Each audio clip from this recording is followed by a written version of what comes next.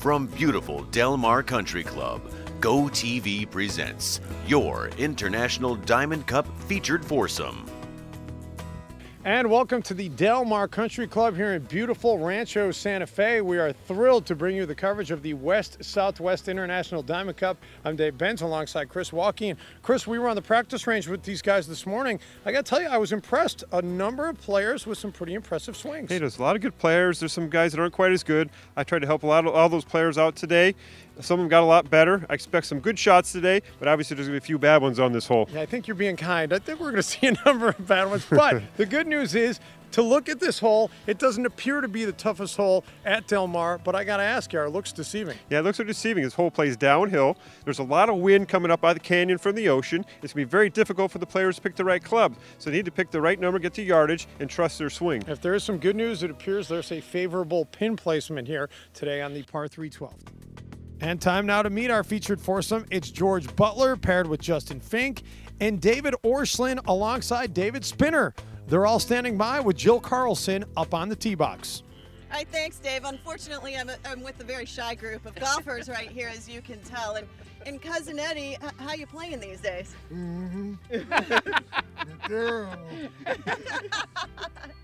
Lies. He lies like a rod. I got two Daves on the right of me. I'm in a really nice sandwich here right now. Which one of you can actually play golf, though? This guy right over George. George, you can play? George is the player. I'm a hitter. He's the man. He sparked us. Sparked about 3 shots. That's right. Is that your golf club, or are you just happy to see me? I'm just happy to see you, actually. All right, let's see some golf played here, gentlemen. Back to you guys. All right, thanks a lot, Jill. I'd be careful with those sandwich comments. And first up on the tee box here is going to be George Butler, and we'll see whether or not he can carry it for the group. Chris, pretty braggadocious about being the best group on the course out here today. He just topped this one coming down the cart path. Oh, tough shot there. Yeah, that is going to leave a mark on your scorecard. We'll see how he can recover from that. And, well, next his teammate, it'll be Justin Fink coming up there. And Fink says he plays about once every couple of weeks. Describes himself as a Jim Furyk lookalike. We'll see whether he's talking about his swing or his actual appearance. He does go on to say that he has a really bad swing. David's setup looks a little squatty. Oh, he does have a Jim Furyk lookalike swing. And that swing is perfect result. Are you kidding me? Dancing in the center of the green. Are you Jim Furyk in another life? I'm just curious with that at the top of the swing I've there. got a little twirl going. Did it It's show effective. up? You know what? It's effective. It's working for me. It always has. The result, I think he's going to definitely be happy with that, as he'll have about 20 feet there to try and get a birdie on this par 312. So next up, it will be David Spinner. Have an opportunity here to try and put his team on the green to see if he can match what Justin Fink just did. Taking a lot of time to think about this shot, yeah. Nice tempo on the swing. Dave, he came out of that. We can tell by his finish. He pushed that way to the right. And into that right side bunker. He was about pin high, but he certainly did push it. Dave, he had the correct club there. Looks like he's going to have a tough bunker shot over there on the downslope. We'll see how he navigates it. And now David Orschlin steps to the tee box. Jill introduced him as Cousin Eddie. The story behind that, he's a big National Lampoon Vacation fan. Went to an Oscar party one time. They said, dress up as your favorite movie character ever. He dressed up as Cousin Eddie, and he took home a little mini Oscar. Surprised he didn't try to emulate a great golfer. He is a 4 handicap, according to his teammate David Spinner. Didn't like something he saw. Little indecision there, I think. He's not sure about the club. The wind's come up just a little bit, so maybe he's not sure. Maybe feeling a little bit of pressure with the cameras here as well. And Orschlin starts it off to the right. Hey, that looks like it's going way right.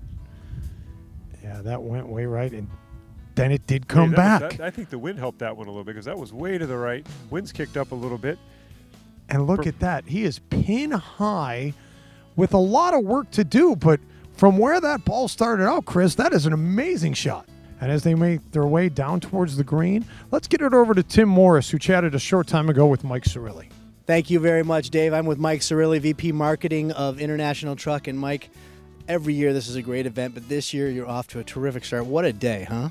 Yeah, I mean, you can't beat the weather, and the course is just awesome. So we're glad to be here at Del Mar. This gives you a unique opportunity, obviously, to mix, with your customers. What are you looking to do out here, and what are you accomplishing in terms of building relationships? Yeah, it's not enough to sell great trucks anymore. I think the real key is we got to spend time with customers and understand what their needs are, and what better place to do it than 5-6 hours on a golf course playing 18 holes and here in San Diego. So it was a great day. All right, thanks, Tim. While we were away, big problems for George Butler. His second shot from the left side of the green, over the green to the right side, and then the third shot absolutely duffed it. And then the fourth shot goes over the green, so he's going to be looking to get onto the green in 5. And so now here's David Spinner lining up his second shot. How tough a shot is this out of this trap? It's pretty straightforward, though. He's got probably a little bit of an uphill lie, probably one of the easier bunker shots. Just got to make sure he accelerates through it and carries it to the hole because he's got a lot of green to work with. And Spinner gets it on and has a little spin. It's tracking right to the hole. Oh, he's going to be really thrilled with that shot. Dave, I think he got away with that one a little bit. I think he caught that a little bit thin, but it's going to work. So now here's George Butler. This is going to be his 5th shot trying to get on. Dave, looks like he's got a putter there. I don't think that's the right call on this shot. Way too much grass to roll the ball through. He needs a wedge here. This is coming up short. Well, and he hits it pretty well. Yeah, he got a pretty good roll on that one. I think he's going to be happy with that. He got me on that one. And now Justin Fink will line up his putt. Looks like he's got about 20 feet. What do you see on this putt, Chris? Dave, it's pretty straight up the hill. He's just got to make sure he hits his putt, make sure he gets enough steam on to get to the hole. Yeah, not a lot of break with this pin placement today. Yeah, definitely straight up the hill from the middle of the green there.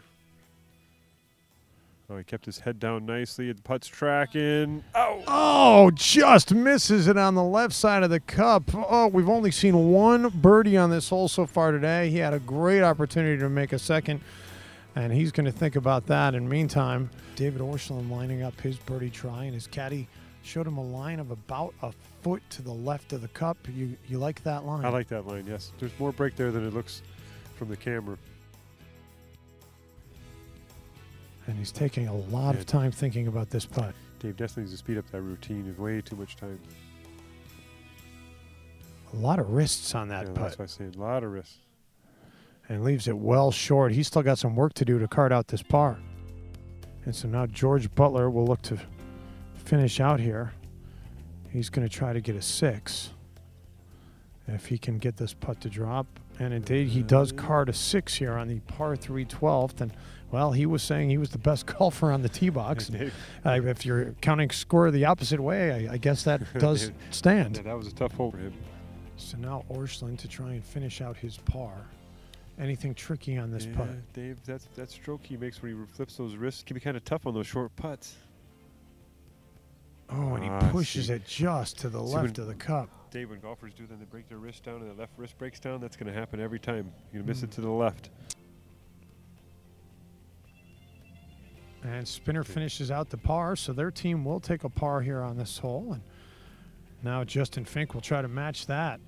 Just means make a solid stroke, keep his head down, hit in the back of the cup. And he does indeed finish it out. So a couple of pars on this hole. Here, the par 3 12th at Del Mar. All right, so I got the good and the bad. You guys actually both hit the green. Let's start with you. I was saying to Chris that you played this hole pretty much textbook. Yeah, I've been pounding it around all day out here today, but this hole, it just felt so pure and it just happened. Got to be a little frustrating that birdie putt didn't fall for you. Yeah, that was probably going to be my best putt of the day, and if that one didn't go in, it's not a good sign. It was a good effort all the way around, and you had a great effort off the tee box. You got a little help from the wind there, though, I think. A little bit. I was playing the wind. It was my caddy's fault. It'd have been right next to the hole. I'd have birdied it if it wasn't for him. Was that what you were thinking? He aimed me over there. Was that what you were thinking when you backed away? Oh, no. I was just thinking, oh, my God, I got to hit this on the green because they're filming it. So, I knew these two guys had my back. That's why I missed that last putt. Oh, so that's the explanation. Oh, my God, they had to have something to shoot for. See, I thought it was the they little. Played great under pressure. I thought it was the little mini Oscar trophy weighing you down. It was.